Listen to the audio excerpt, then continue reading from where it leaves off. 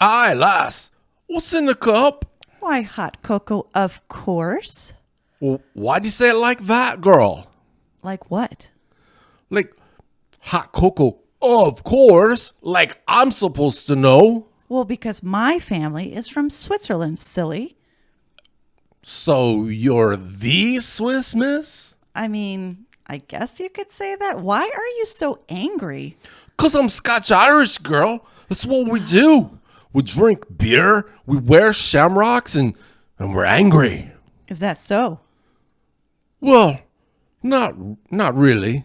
I mean, I never drink beer, and I don't wear shamrocks either. But I am angry about half the time. Would you like to pick a fight about something? I do believe that. No, actually, I don't. I'm from Switzerland. We're pretty neutral. I would like to just be chill and enjoy my cocoa. Would you like to join me? Well, I wouldn't say no to some cocoa. By the way, are we going to do a podcast today? Do the Swiss like to yodel? All right, then.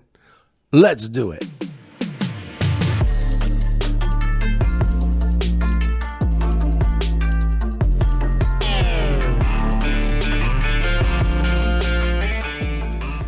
Okay, can I talk in my normal voice now?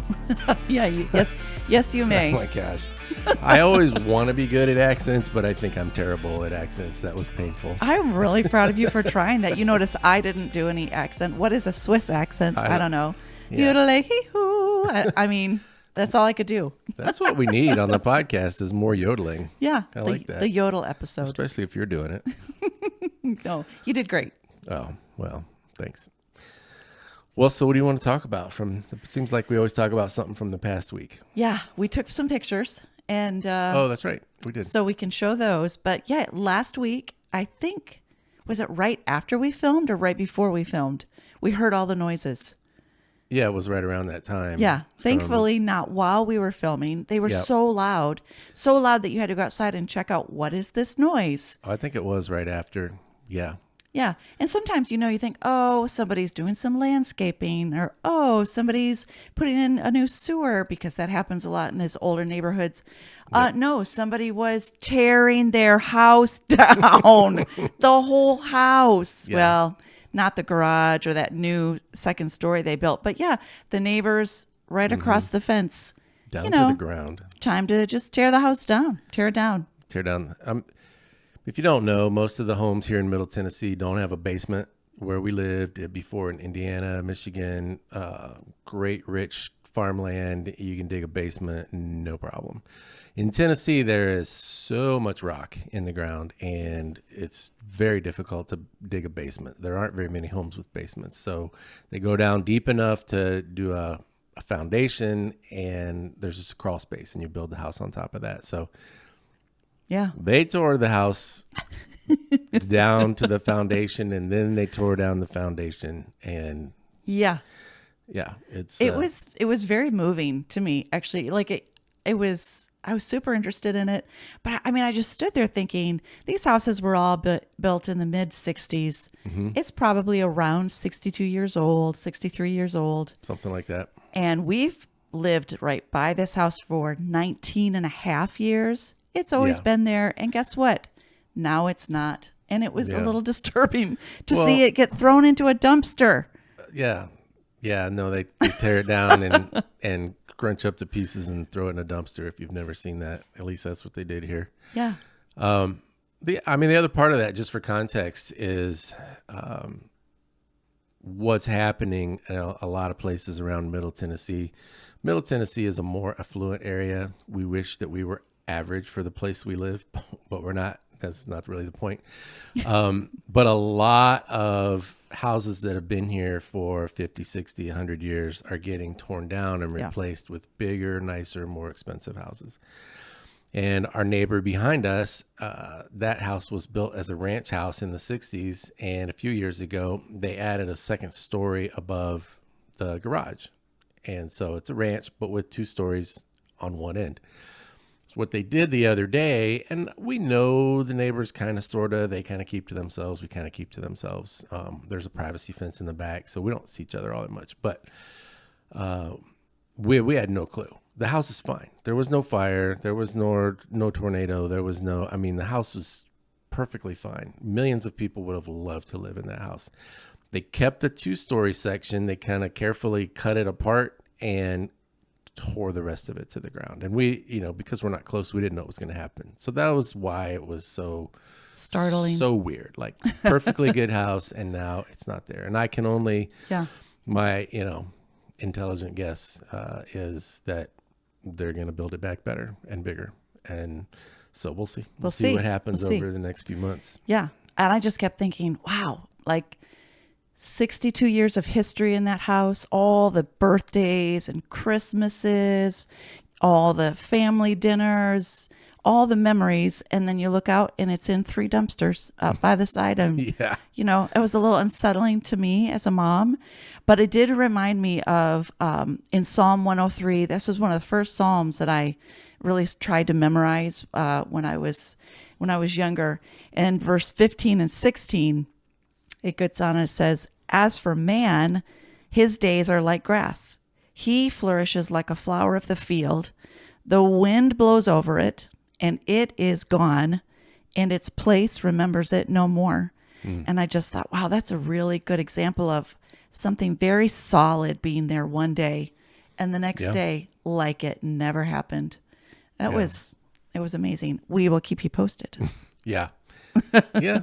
Well, we don't interact a lot, like I said, but they're good neighbors. So hopefully they'll stay and rebuild. And plus, I'm just sneaking over the fence, clicking pictures. Yeah, we don't have permission to show those pictures, but you can't really see anything private or personal or whatever. So yeah, it's all in the dumpster. I'm sure it's fine. It's fine. Yeah. Yeah. Well, last episode we teased the name of this episode. The title was going to be "What is a Biblical Christian Worldview?" And as we were discussing getting ready for this episode, we decided to change it. That we reserve the right to change it. We got to thinking that a worldview is a much bigger thing, a much broader thing, and it's something that we didn't know about at one point in our lives. Right. Maybe you do, maybe you don't, but we thought it might be better to start with an episode of kind of an introduction to the concept of a worldview. And so that's what we're going to do. We have renamed this episode, "What in the World is a Worldview?" I like that title. Nice. Yeah. All right. So let's start with this. Another thing similar to a worldview is a paradigm. So what is the difference between a worldview and a paradigm? And I came up with this explanation. A worldview is an invaluable tool in evaluating the information all around you. And a paradigm is about 20 cents. Ba-dum-bum. Nice. Nice joke. Yeah. So if you have to explain it, it's not funny, but paradigm, pair of dimes, 10 cents times 2. Anyway.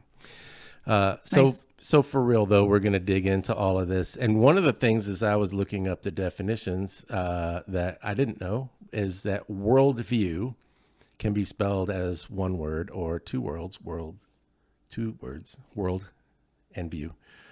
So just so you know, when you go from here and do your own term paper on worldview, either way is fine. That's right. Both are acceptable. Yep.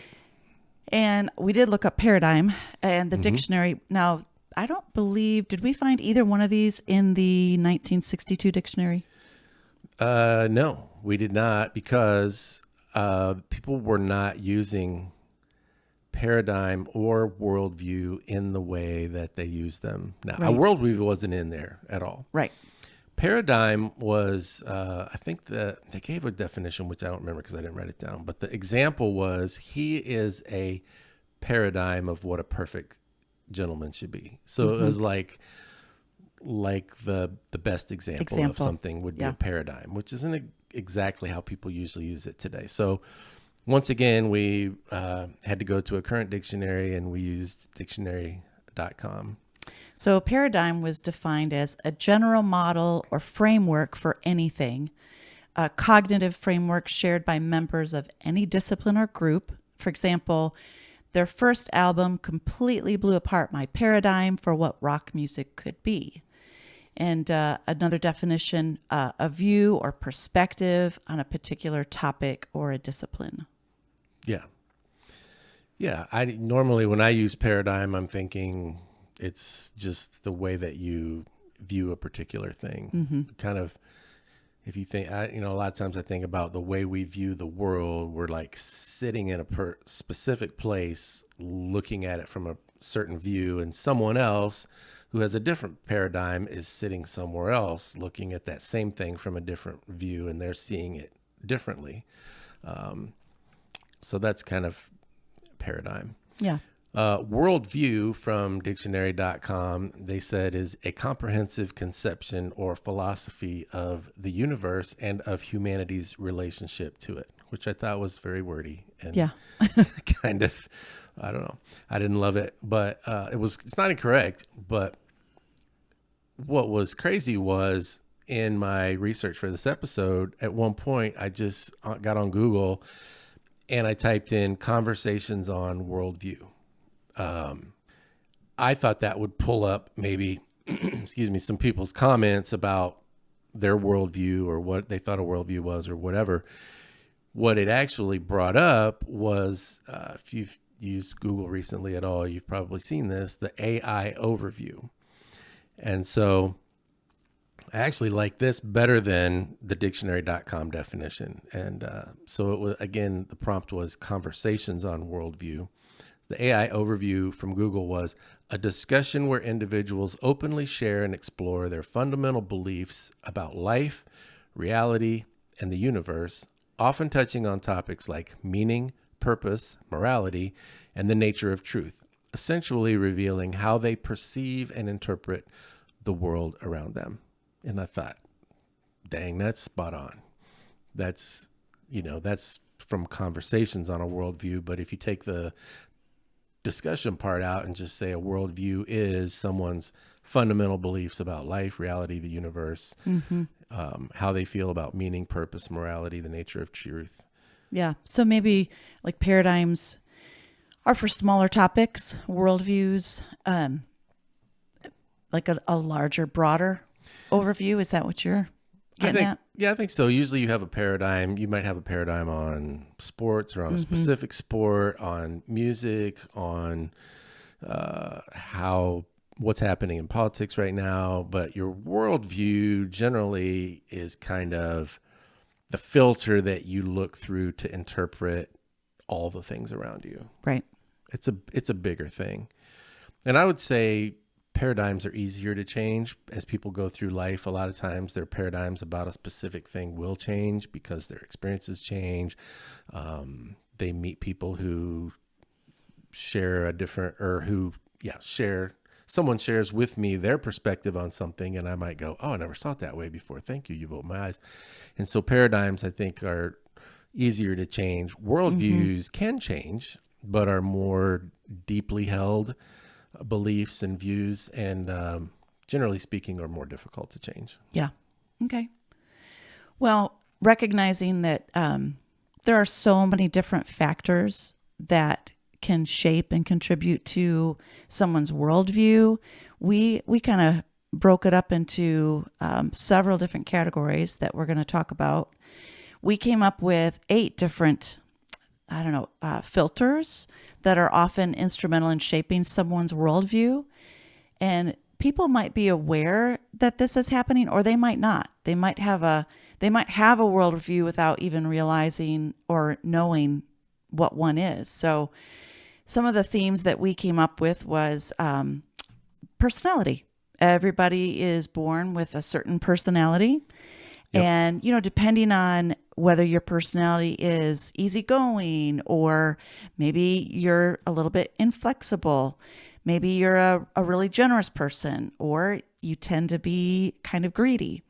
Maybe you're someone that's pretty fair and balanced, and maybe you've always struggled with being self-centered. So, nobody's just one thing. Everybody is a mix of all kinds of different personality traits. But, anybody that has children know that no two are alike, and right. Everybody's got their own individual personality and their way of looking at a situation. If you had 6 kids growing up in the same identical house, they would tell even some of the same events differently. Oh, yeah. They'd say, oh, remember when this happened? And all six would have a different way of really remembering that event based on their personality and the way that they filtered that event. Right. And so I would just say that's one of the ways that's one of the paradigms that shapes our worldview is who we are personally. Yeah, and maybe maybe an oversimplified example would be if all those kids in the same house. If you have one who has like a super optimistic viewpoint of everything and one who has a super pessimistic viewpoint of everything, and then 10 years later you go, oh, you remember that time, and the optimistic kid might go, well, that's one of my favorite memories. I loved when that happened because blah blah blah, and the other one will say, oh, I hated that. That's like one of the, I try not to think about it, I hated it so much. Right. Same event, different filters. Yeah. Well, another one would be your financial situation. I have a quote from Harrison Ford that I really like, and he once said, money is really only important if you don't have any. And the first time I heard that, I thought I didn't like it. Because I grew up in a family where we always had everything we needed, but it was, kind of modest means. And I thought, money's only important if you don't have any. Only a rich person would say that. How haughty of you to look down on us and say that money's not important. Of course you think money. I mean, right. Dude's probably got more money than he even knows where all of it is or that he could ever spend. And I like Harrison Ford. I don't want to cast aspersions upon him. But when I first heard that, it kind of made me mad. But I realized eventually that it's true. If you have a lot of money, you have a lot of options. So if you don't sweat the monthly bills, it frees up your mind to think about other things. If you've got money so that you know that you've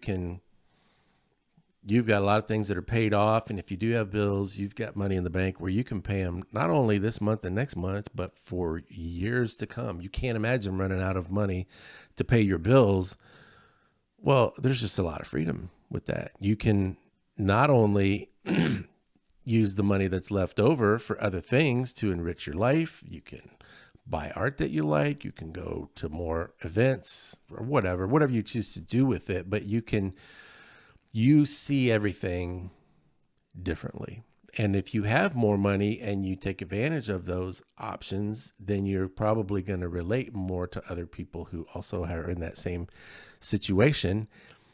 And you may not very easily see the perspective of someone who doesn't have those same resources. So more money, more options, a completely different paradigm. Now, if you are living month to month, week to week, or even day to day, for some people trying to figure out how to scrounge up enough to have meager shelter and manna, as we like to say, or just food for each day to continue to live, you're going to have a completely different paradigm or really a worldview, because that's a pretty big, that colors everything that you think, everything that you see. It colors your approach to everything.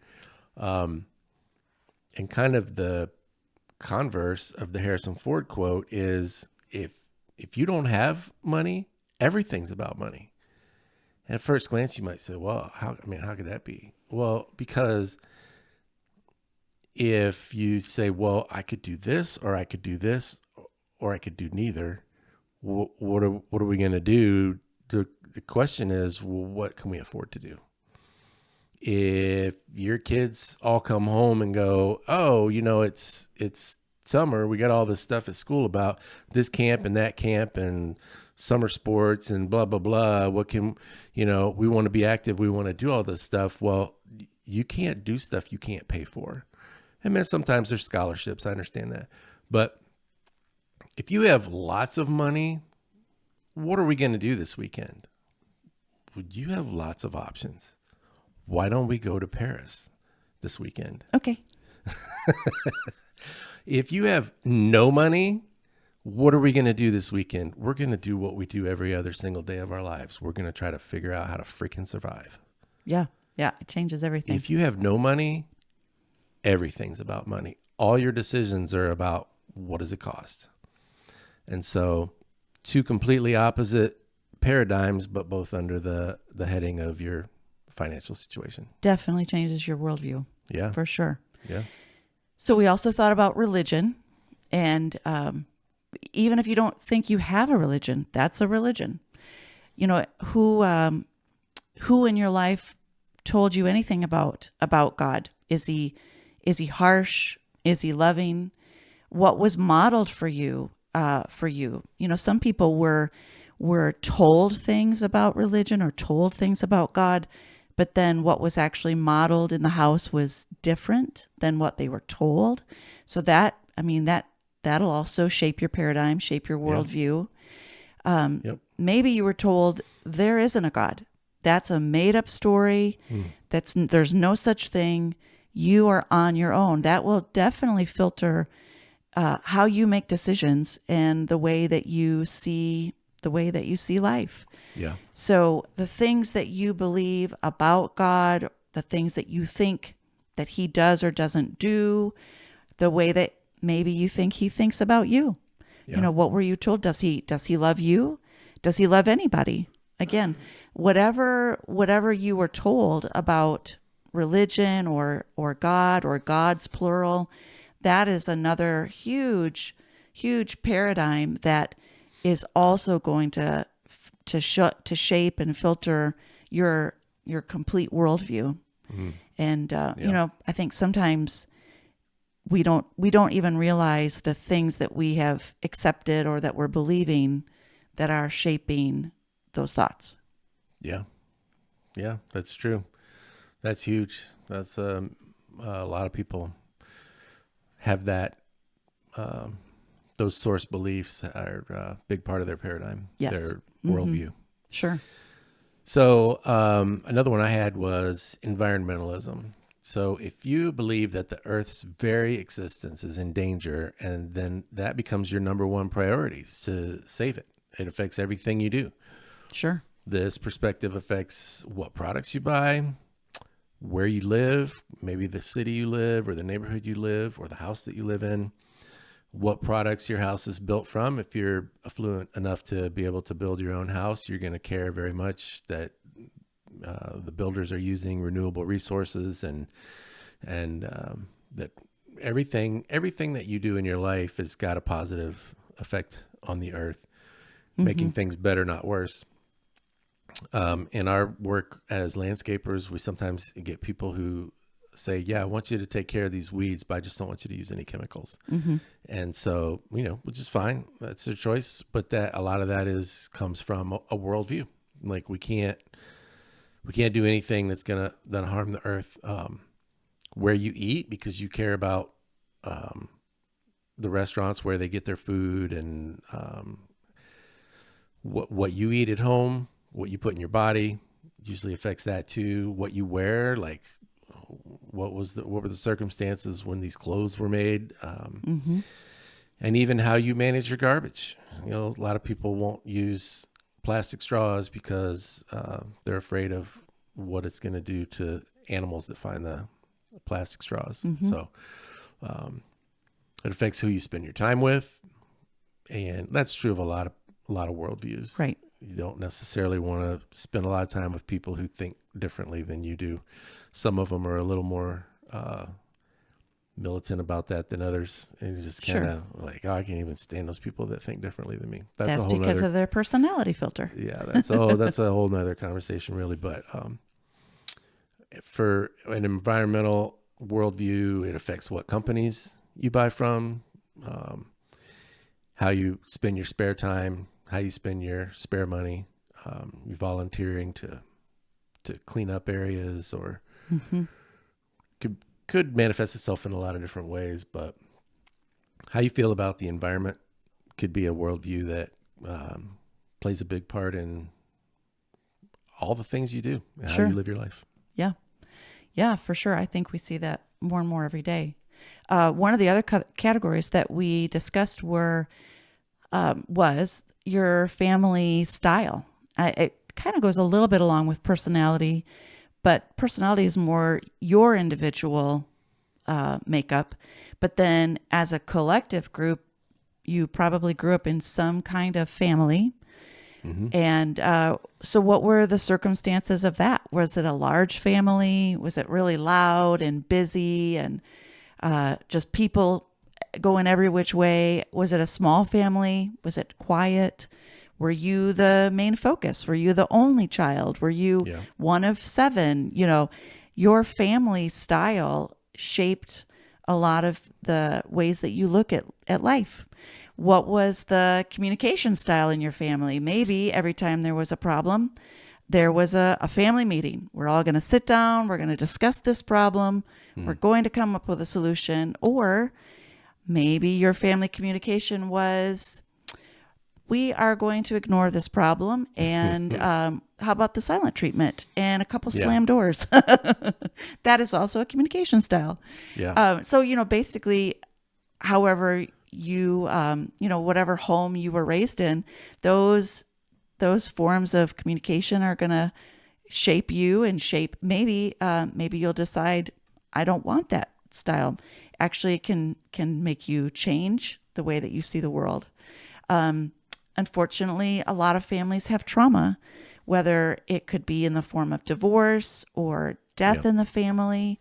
There's abuse in families sometimes, and how that trauma was processed or not processed, that's going to be another part of that paradigm that is shaping your worldview and how you see other people's. Maybe your family was, there's a spectrum of like, was your family very controlling or pretty much absent? Freestyle family. And I know we love to, tease the helicopter parents, but I get it, like you want to keep those kids safe, but there's a spectrum, right? Like where on that spectrum was your family? There's a really funny skit, a little bit that Jerry Seinfeld does. And he talks about growing up in the 60s. And he says, we grew up like wild dogs in the 60s, no nutrition, no helmets, no seatbelts. My parents did not know where my school was.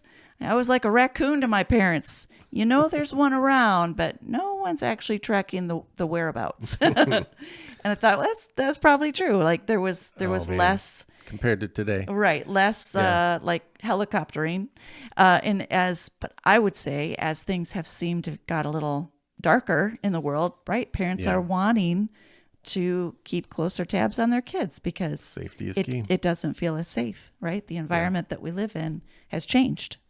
So, but definitely family style is going to be one of the filters that you are looking through that affects how you see things. Yeah. I think one of my favorite examples of that is if you have someone that grows up in a large family and they're used to there being a group plan, like a lot of the things that happen in the family have to be kind of good for everybody, and you have to share and you have to, look out for each other. Right. So then when someone who grows up that way ends up marrying an only child, where no group plan, it's all about me. Everything always revolved around them. I mean, that's always fun to watch. Yeah. Anyway, make a little popcorn, have some hot cocoa. Well, another one I thought of was your educational level and educational expectations. Yeah. Is a basis for a worldview. So a family of highly educated individuals expects children and grandchildren to also be highly educated. And they may be, involved in making sure that gets paid for. But they believe that a good education is the ticket to success and a happy life. And, not going along with that plan is not okay for those parents and grandparents a lot of times. Yeah. These folks tend to mostly trust others and respect others who also are highly educated. Oh, you have a degree in that? Okay, well, tell me about it, which is fine. And that makes sense. But that's a key thing that you would notice. Even if you have a degree, there's a good chance you're working on your second or your third degree, because you can never have too many degrees, right? And the more you have in this worldview, the more people are going to respect you and listen to you, and probably the more money you'll make, and that's important. So often children, teens, young adults, and families like this feel the pressure of high expectations. And as they're growing up and even becoming young adults, they may have less control over their life path, at least until they're finished with their education. By contrast, though, a family without a history of college degrees may have different expectations for their children or grandchildren. It doesn't mean that they don't want education. They may, those expectations might include hope for college, and they may say, well, I want you to do better than I did. And those parents or grandparents may work extra hard to pay for a first generation college degree for their for their kids, grandkids. On the other hand, they may also, if they've been involved in the trades and done fairly well and felt like they had a good life, then they may say college is overrated. It's not for everyone, and you don't necessarily need to go to college.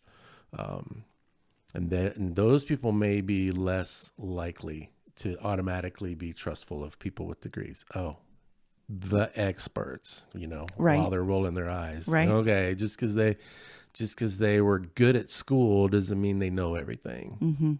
So kind of that perspective. And then artists and free people that are kind of have the free spirit personality, a lot of times they get fed up with formal education and bail as soon as they can.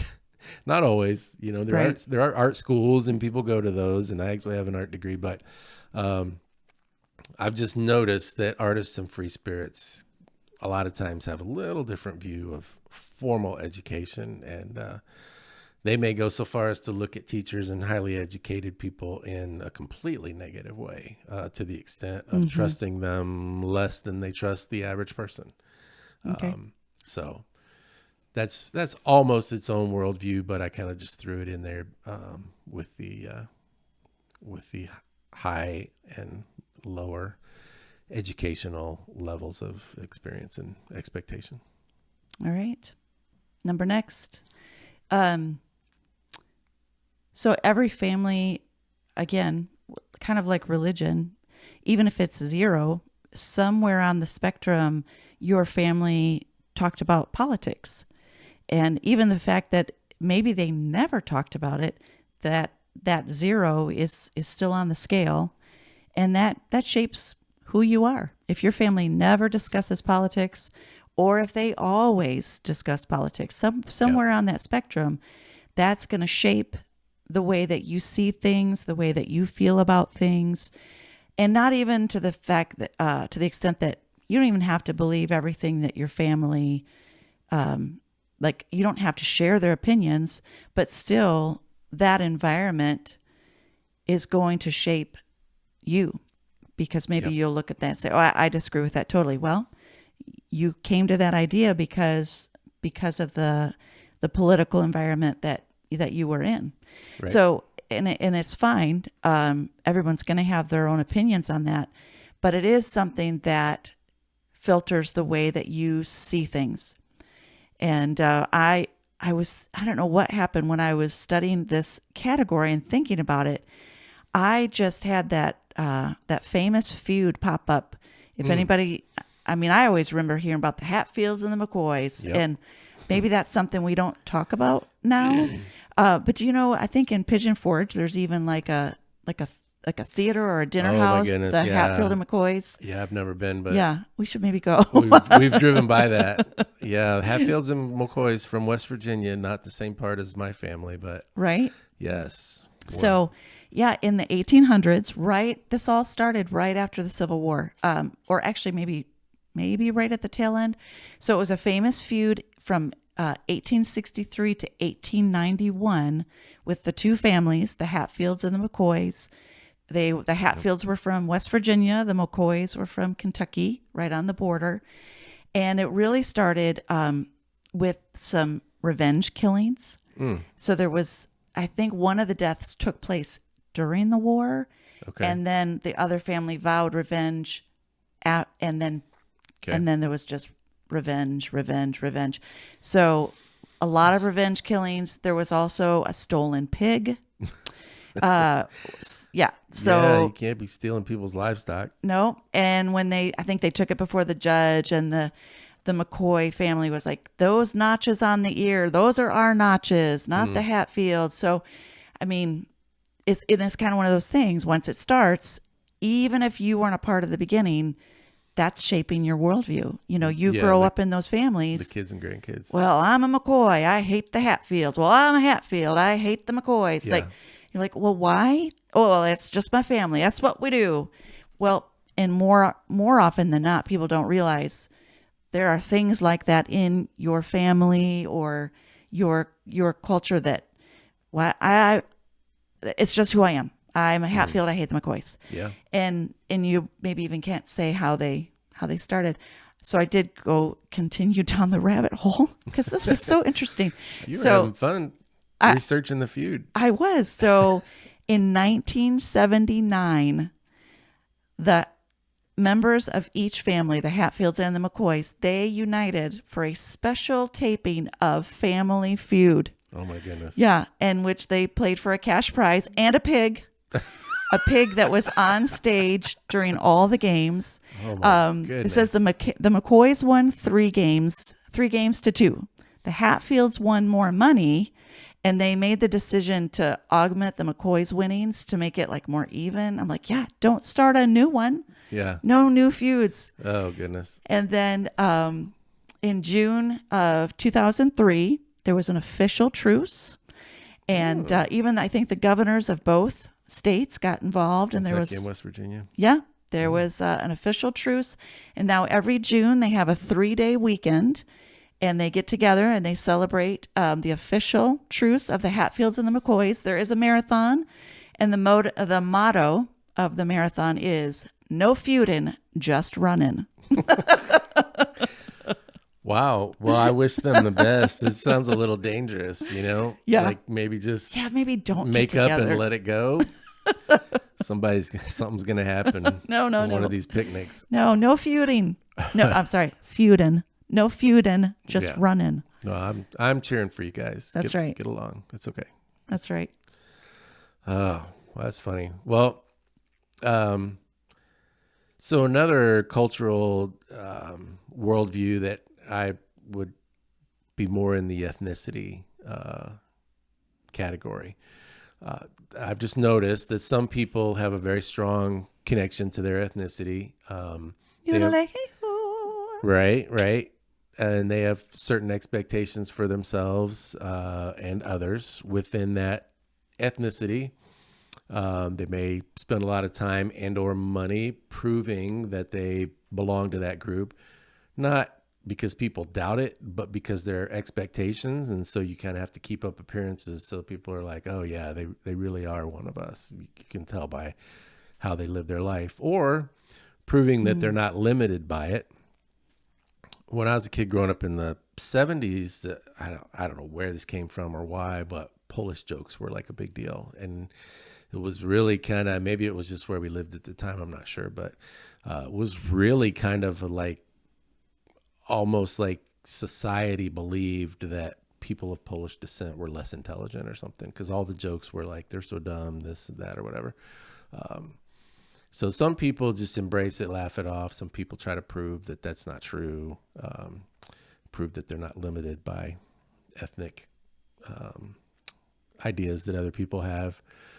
But anyway, these connections to a person's ethnicity can influence what they eat, what music they listen to, what clothes, jewelry, hairstyles that they wear, how they want to present themselves to the world, even what vehicle they drive, how they talk, whether it be regional or ethnic accents or particular words or phrases that they use. Sometimes certain ethnicities have different definitions of success that might be a little out of alignment with society on average. And there also may be religious affiliations and religious paradigms. So this isn't good or bad, but I've been led to believe that a lot of Hispanic people are Catholic. So whatever that's true or not, that's kind of an ethnic affiliation that a lot of the Hispanic people I've met are Catholic or at least religious. So those are just some examples, but some people have a really strong tie to their ethnicity. And Definitely a filter.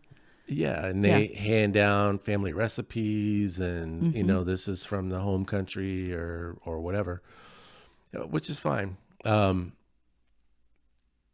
We a couple of years ago went to North Carolina. I'll avoid the long story of why we went there, but it turns out we were in a small town that we just happened to go by and see they have a Scottish tartan museum.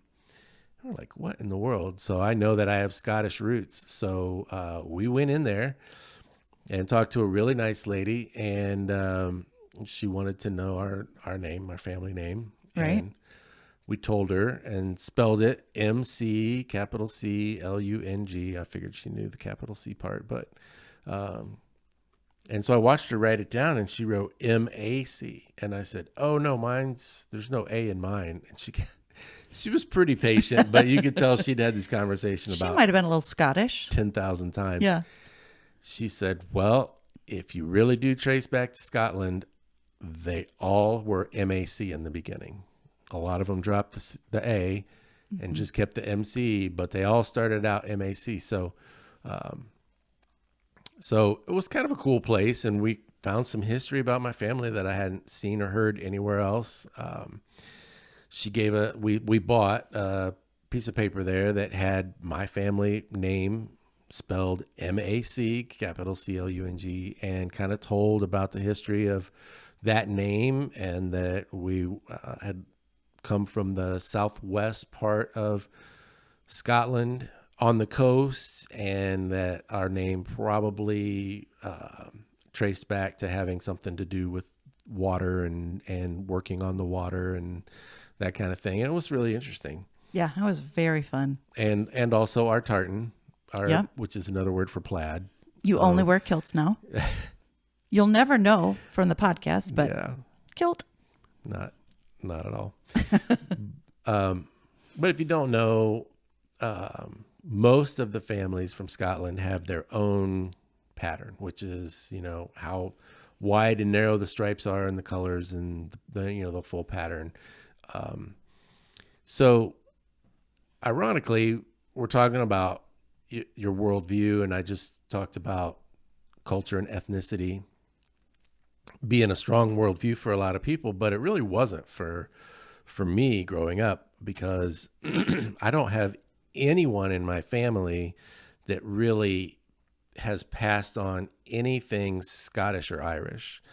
No recipes. Nobody in my family knew any of our history really, in terms of the Scottish tartan, or what part of Ireland we were from, what part of Scotland we were from. Finally, a few years ago, one of my cousins, Reba, did a lot of research and wrote a book about the history of our family. And it's pretty cool. I have a copy of it. And so I'm able to get some information from that. But yeah, we just, all the things that I mentioned, nothing. I just don't I don't relate to St. Patrick's Day. I don't, none of it. So these worldviews, we just kind of gave you 8 of them. There's probably thousands of worldviews throughout the world. And you say, well, everyone belongs to some sort of ethnicity, but that may or may not be a defining thing for them in their worldview. It might be a big deal. It might not be a deal at all. They might come from money, but they may hate that, and they may try really hard not to let that determine their worldview, or whatever.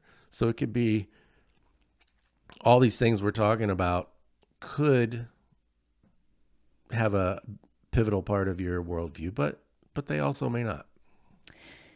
Well, one of the things that I kind of wanted to talk about was just even to show, if you think about the worldviews or the filters that we talked about, you've got like your personality could be so many different types, different colors, different shapes. But then, you're going to layer that with what kind of family that you grew up in. That's going to be another kind of filter. And then, how important was money in your family? Just like what kind of filter are you looking through? All of these filters are going to change the way that things look as you look through them. Right. And then, if you've got, again, we said there could be thousands, and they're all going to be in different shapes and different sizes for you. Maybe you're struggle with anger. Maybe that's going to filter how you see things. Your worldview will be different than someone that, maybe they're just more easygoing and temperamental. Everything's going to look different based on the filters. And if you're listening to this and not looking at it, we're just holding up different colored films that you can look through. But as I was thinking about that, I thought, it's really like each person isn't just looking through one filter, but a kaleidoscope of filters that you're every day looking through and seeing the world through this kaleidoscope filter. And even like a kaleidoscope changes, when you turn it. Yeah. We're never the same. We're having different experiences. We're changing paradigms. Yeah. You're learning new things. You're changing as a person. And I was just thinking that as we talk about worldview, and then especially next episode, we're going to talk about a biblical worldview. Right. That I just thought it would be important to mention that when you meet a person or you're sitting next to a person, that just to remember that person has a totally different kaleidoscope that they're looking through than you do. Yep. You don't know that person that you're interacting with. How did they grow up? What was it like? Did they, maybe they grew up filthy rich or dirt poor. You don't know what their political standings are, or the trauma that they had maybe in their family. There's so many kaleidoscopes that people are always trying to filter life through. I just thought it was worth mentioning. I was reading in Galatians, it's 5:14, and it says, the entire law is summed up in a single command. Love your neighbor as yourself. Yeah. And I just think as we explore this topic of worldview and we're thinking about paradigms, just to keep in mind that you have a worldview, and it doesn't make it right or wrong. It's just what it is. Yep. Well, actually, it might be. It might be wrong. There might be some worldviews that are incorrect, that are out of alignment with the truth. It might not line up with a biblical worldview. There are a lot of them that are subjective. Right. When we talked about what kind of clothes you're going to wear, what kind of jewelry you're going to wear, or how you're going to choose to buy your groceries, that's not really right or wrong. Right. So, but just to be aware, that person you're meeting, different worldview. And even you yourself, your worldview is changing. You're growing as a person. Just to have a little bit of grace for each other, to remember to love your neighbor, to be patient, right, and to be willing to find out. I wonder what this person's worldview is like. Yeah, you don't. Yeah, I noticed this years ago and kind of came up with a saying: you don't know someone unless you know someone. And if you want to know someone, you have to get to know someone, which kind of sounds like a couple of Captain Obvious comments, but you can't look at someone and say, oh, I see you. I see you have money. I see the color of your skin. I see what you're driving. I know who you are. No, you don't. You might be able to make a couple educated guesses, and you might be right on some of them. You might be wrong on some of them, but you don't, until you actually sit down and get to know someone and spend some time with them and hear their heart and get to know who they are as a person. Until then, you don't know who they are. Right. Right.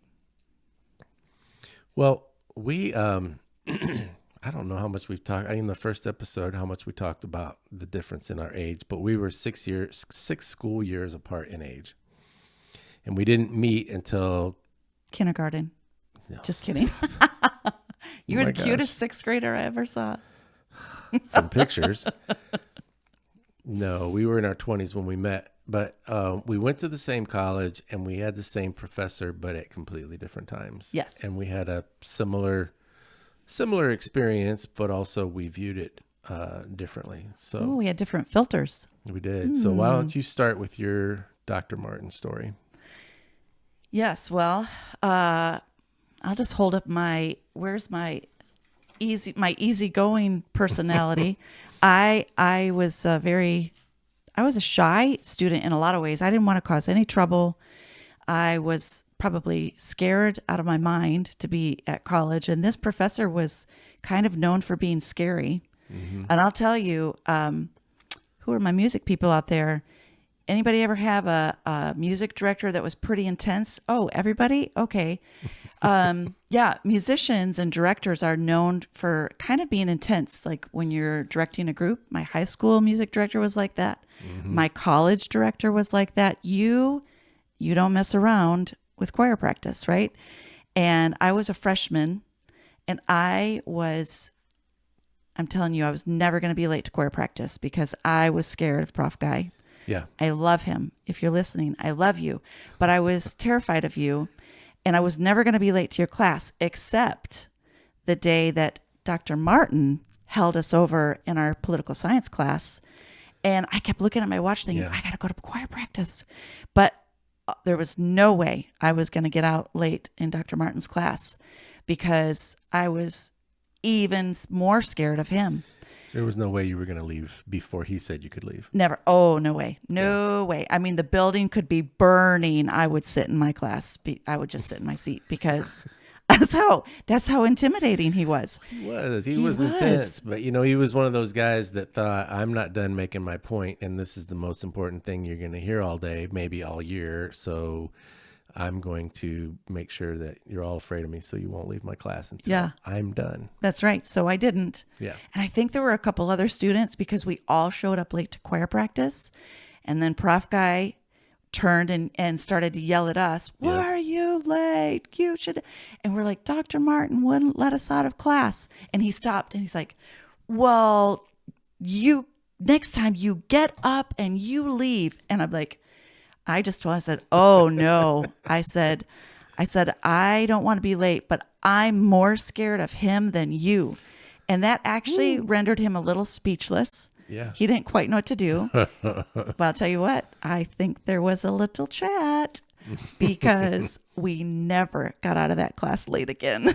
Yeah. The battle of the super strong professor personalities. I wish I could see that conversation. Right. But all that to say, he was a super intense professor, but I really respected him. And one of the things that I learned from him was biblical worldview. That wasn't actually the class, but apparently I found out that he would spend whatever class you took. You could take basket weaving, which I'm sure he didn't teach, but he would spend the first 2 weeks teaching biblical worldview. Yep. And I learned a lot in that class. I really appreciated it. Yeah. It was a good, but tell me which color filter do you want? Because you did not have the same exact response. Oh, I didn't know we were going to be doing that, or I would have picked one earlier. But mine's definitely darker. So okay. Like, I'm super optimistic until I'm not. Do you want the red one? I'm sure you want me to have the red one. Okay. Okay. There you go. Yeah. All right. So there you go. But yeah, see how your filter affects how you see everything? I do. So my experience in Dr. Martin's class was that I signed up to take government, and we sat through the first at least 2 weeks. It felt like 3 months, but at least the first 2 weeks, he was just talking about biblical worldview, biblical Christian. Sometimes we say biblical worldview. Sometimes we say biblical Christian worldview. Whatever he was calling it, that's what he was doing. And it really irritated me because I thought I wasn't looking forward to government class anyway, because I just never liked social studies as well. I learned later in life that I like things that you can do, like math, like English. You learn the rules of English, but then you can write. and then you can be creative with English, and you can do something. Social studies classes were pretty much memorize and regurgitate, and I just didn't like that as much. And I don't have the memory to memorize. I think I mentioned this in the last episode, volumes and volumes of information. And so you sit in these classes, especially college level, I'm anticipating he's just going to throw, this much stuff at me, and I'm going to have to somehow remember it through the end of the semester and take a comprehensive final. So that's what I'm worried about. And then for the first 2 weeks, we're not even talking about government at all, like at all. And I'm like, am I even in the right class? Why am I paying? I think I thought that too. I think I was like, is this the right class? What am I doing here? Why am but I didn't get up. Paying to get a credit in government, which I have to graduate. And he's over here talking about worldview and being really angry about it. Because he was definitely Mr. Intense. I guess we already said that. Yeah. But yeah, I just didn't. I think I understood. I learned it. I was paying attention. I'm trying to get a good grade in the class. So I did get something out of it. And I think I realized later that it was good for me. But I always just I'm a pretty literal person. And so I would talk to some of my friends, and they're like, oh, he's one of the most respected professors on campus. Everybody loves him. And everybody says that his worldview speeches just kind of changed their life and blah, blah, blah. And I'm like, if it's that important, why don't they just make all the freshmen take a semester long class of all the stuff that you need to know to get a buy in the world or to do well in college? He could do that for a couple of weeks, and someone else could come in and teach on how to study for college classes or whatever. I don't know. But it just felt weird to be in there for, the syllabus says we're here for government, but apparently we're not. And I didn't like that part of it. I just do think it's so interesting, though, that we experienced the same event, mostly. And of course, again, 6 years apart, but I'm pretty sure he was still saying the same stuff. Probably. And then we found out later that we had both had that and how we had both responded differently to it. Yeah. Because different filters. So I just love it. I would love to talk more about Dr. Martin sometime and biblical worldview. Yeah. Well, he was a good professor overall, and everybody's different. Everybody's got their own style. Hopefully you're enjoying our podcast and our delivery style. And, the nice thing is we can't make you late for anywhere. All you got to do is press pause and then press play again later. Make sure you listen to the whole thing. Thank you. Thank you for your time. We know that's valuable, and we appreciate that. In our next episode, which will be episode 6, we are going to go from the broad, what is a worldview, or what in the world is a worldview, to the specific, what is a biblical Christian worldview. You can probably guess, but we're going to talk about it. We're going to dig in, and I think it's going to be fun. So we'll look forward to hearing you. We'll look forward to seeing you next time as you listen to us talk about the biblical Christian worldview. For now, thanks for being a part of our podcast. We appreciate you guys. We're David and Hillary. Don't forget to love your neighbor. That's right. We'll see you next time. See ya.